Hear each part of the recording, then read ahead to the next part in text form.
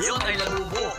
Ito naman, trending po ang pagtakbo ng kasama natin si Karen Davila sa aking luparan habang nagbabalita nitong Lunes. Pero hindi ito unang pagkakataon na nakagip ng kamera ang mga hindi inaasang eksena.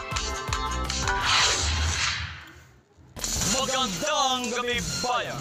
Sa gitna ng mga nagbabagang balita, hindi maiwasan na may mga eksena rin na ang mismong mga tagapagbalita ang gumagawa ng headline.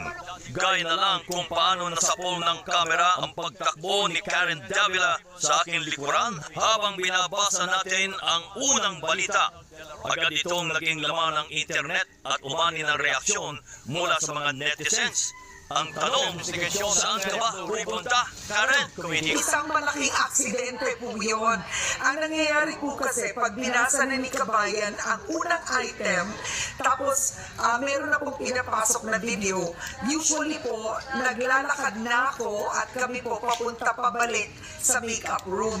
Hindi ko po nakita, wala pa palang video. Wala pa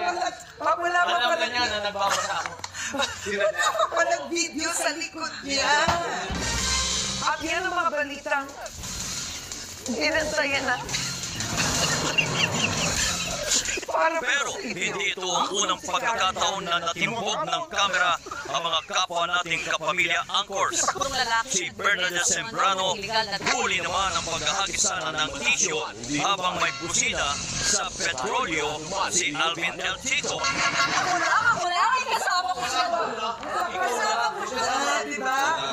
Kasama ko. Dami-dami guys. Siyempre, hindi rin tayo nakaligtas dyan. Ang aking pagtayo naman sa likod ni Zen Hernandez noong Marso, patikim naman ito para sa kababalaghan.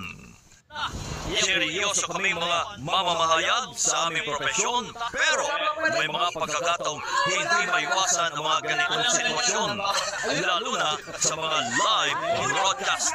Sorry po, sorry kanina. At naging white lady ako sa likod ni Kabayan.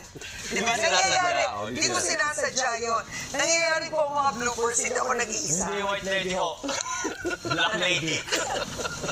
Sa huli, napangiti na lamang kami. Siyempre, pati ang ating mga manunood kami.